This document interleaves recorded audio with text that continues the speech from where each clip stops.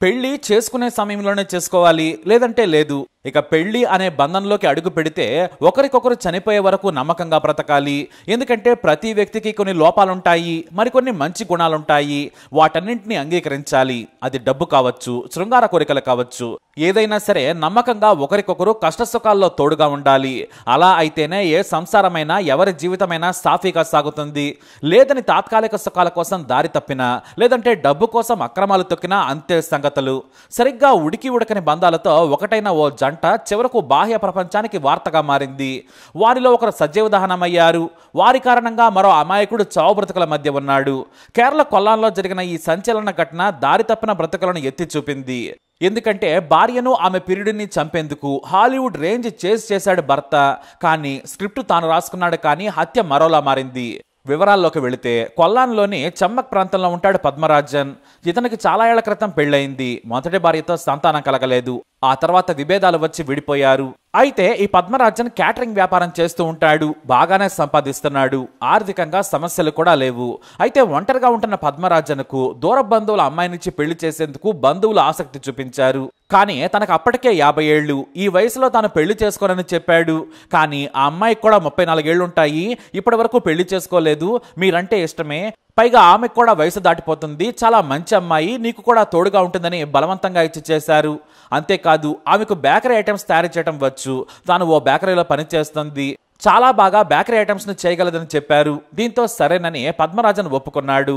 ఇక తనకంటే 16 ఏళ్లు తక్కువ వయసున్న అనిలాను పెళ్లి చేసుకున్నాడు పద్మరాజన్. పైగా ఆమె ఆ వయసులో చాలా అందంగా కూడా ఉండేది. మరి అంత పెద్ద అందగత్తెకు ఎందుకు పెళ్లి కాలేదనేది ఎవ్వరికీ తెలియదు. అలా రెండవ భార్యగా అనిల అతని జీవితంలోకి అడుగుపెట్టింది. మొత్తం పెళ్లి ఖర్చు తానే పెట్టుకున్నాడు.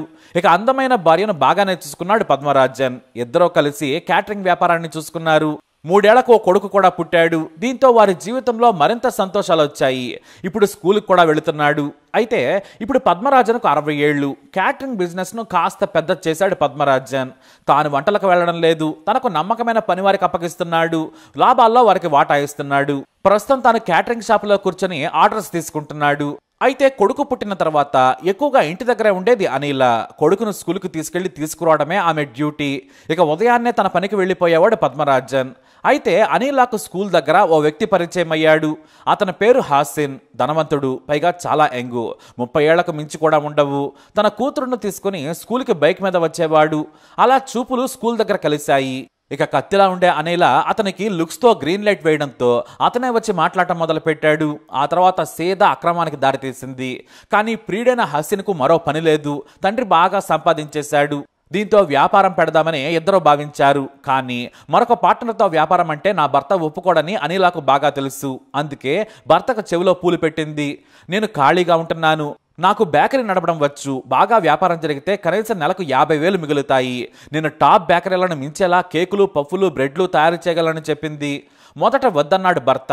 మనకు కొడుకు లేటుగా పుట్టాడు, వాడిని జాగ్రత్తగా చూసుకుంటే చాలు, సొంత ఇల్లు ఉంది, ఊళ్ళో వ్యవసాయ భూమి ఉంది, ఇక అవసరం లేదన్నాడు భర్త. కానీ మన కొడుకుకు మంచి భవిష్యత్తు ఇవ్వాలి కదా, స్కూల్ ఫీజులు కూడా పెరుగుతున్నాయి, ఇంకా మంచి స్కూల్లో చదివిద్దామని రోజు ఒత్తిడి చేసింది.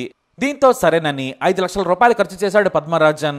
అది కూడా భర్తకు దూరంగా కొల్లాం ఈస్ట్ పోలీస్ స్టేషన్ పరిధిలోని ఆశ్రమ హాస్పిటల్ దగ్గర ఓ బేకరీని ఏర్పాటు చేసింది అనిల.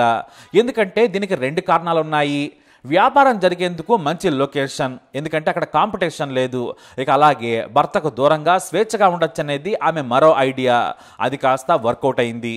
అయితే బేకరీ ఏర్పాటు చేసిన తర్వాత ప్రియుడిని ఆహ్వానించింది అనిల. అంతేకాదు అందులో పనిచేసే ఇద్దరు పనులకు కూడా బిజినెస్ పార్ట్నర్గా పరిచయం చేసింది. కానీ వారిద్దరూ పేరుకే వ్యాపారం, కానీ శృంగారం కోసం దాన్ని వాడుకుంటున్నారు. ఇక లాభాలు రాకపోయినా నష్టాలు వచ్చినా తాను చూసుకుంటానని ప్రియుడు హాసిన్ చెప్పాడు. ప్రతి నెల అద్దె నుంచి పనివాళ్ల ఖర్చులు నేనిస్తాను, మిగతా లాభం నీ భర్తకి ఇచ్చేయమన్నాడు. దీంతో ఆమె కూడా సరేనంది.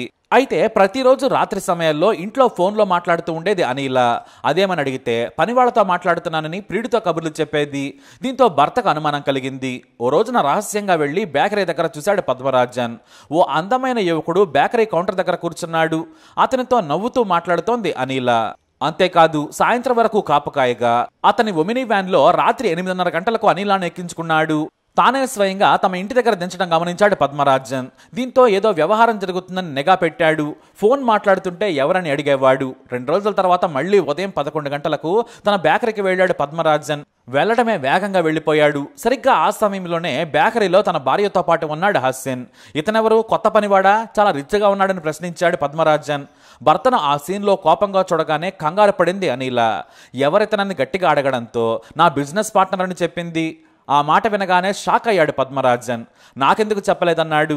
నీ దగ్గర డబ్బు లేదనుకున్నాను, నాకు బిజినెస్ పెట్టాలని ఉంది. తెలిసిన వాళ్ళు ఇతను పరిచయం చేశారు, చాలా మంచి వ్యక్తి, పెట్టుబడి కూడా పెట్టాడని చెప్పింది. దీంతో నాకు చెప్పకుండా ఎలా చేర్చుకున్నావని గొడవ పెట్టుకున్నాడు. ఆ వెంటనే భార్యను ఇంటికి లాక్కెళ్ళాడు భర్త. ఇంటి దగ్గర అతనితో అక్రమ బంధం పెట్టుకున్నావని నిలదీశాడు. కానీ లేదని వాదించింది అనిల. ఆమె ఫోన్ను ఓపెన్ చేసి చూడగా 100 కాల్స్ 100 చాటింగ్స్ ఉన్నాయి.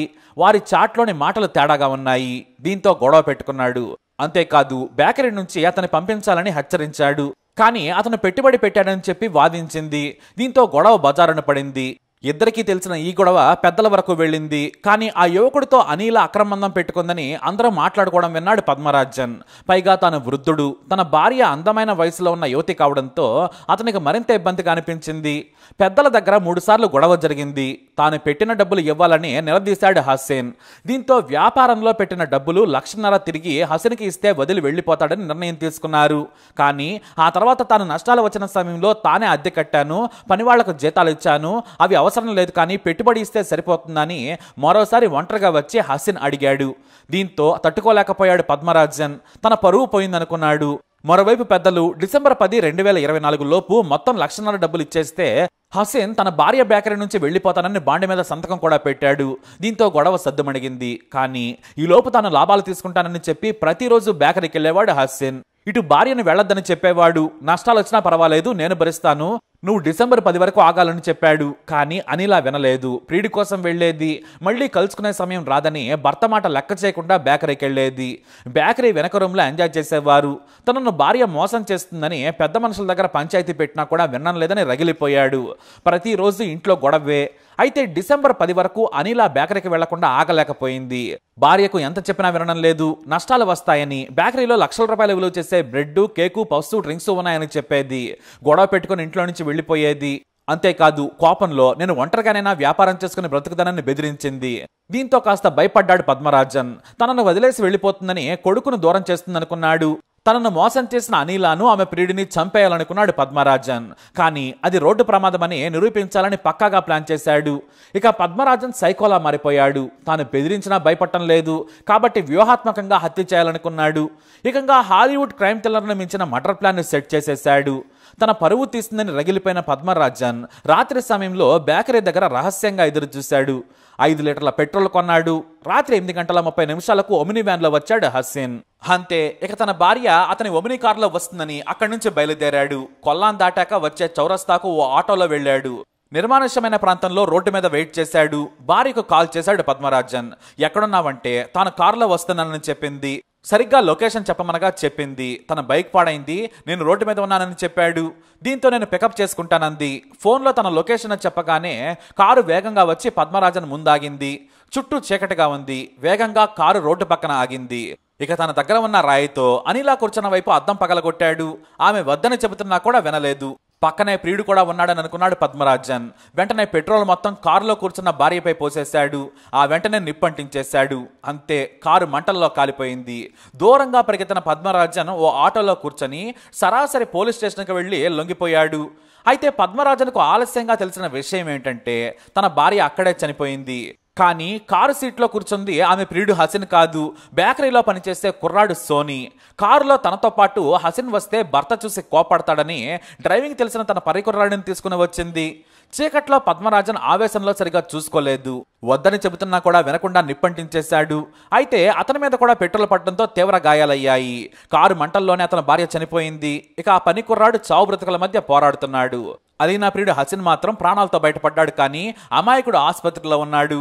అయితే తాను తన భార్య ఆమె ప్రియుడిని చంపాలనుకున్నాను, తనదే తప్పని సోనీ కుటుంబ సభ్యులను క్షమాపణ కోరాడు పద్మరాజన్. అలా అనిలా బేకరీ వ్యాపారం ఆమె ప్రాణం తీసింది. మరో కుర్రాడి జీవితం నాశనం చేసింది. ఇటు భర్త జైలుకు పోయాడు. పాపం వారి కొడుకు అనాథగా మిగిలాడు. మరి ఈ క్రైమ్ వీడియోపై అప్డేట్స్ కోసం ఈ ఛానల్ ఫాలో అవ్వండి. అలాగే తప్పకుండా సబ్స్క్రైబ్ చేసుకోండి.